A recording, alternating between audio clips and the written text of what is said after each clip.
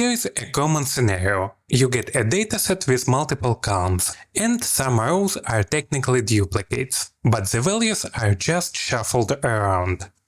If you just hit remove duplicates in Power Query, it won't catch this, because it compares values column by column. Today we'll fix that.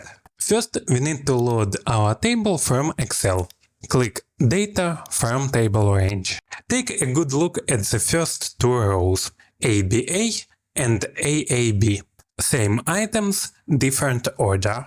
So we want Power Query to see the set of values in each row, ignoring the order. Next, add a custom column. We can turn the row into a list, basically a tiny container of values, and then sort it up. I will use the Record.ToList function, and the only argument is the underscore symbol, which means current row. What this does is convert the entire row into a list. Every column becomes an item. You'll see each row is now a single list. But notice it still includes the ID column. That ID will make every row unique, so we need to handle that next. Let's modify the formula with List.Skip function.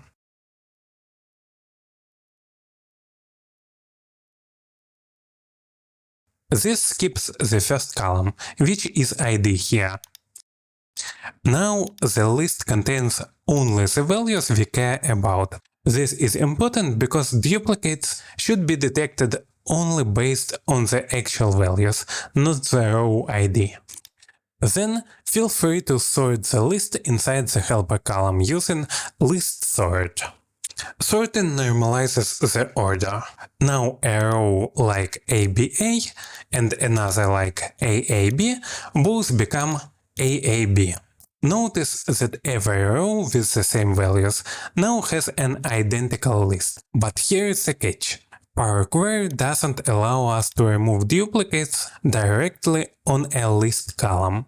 That might seem frustrating, but there is a simple workaround. We can first use the remove duplicates feature on any other column, and then change its name.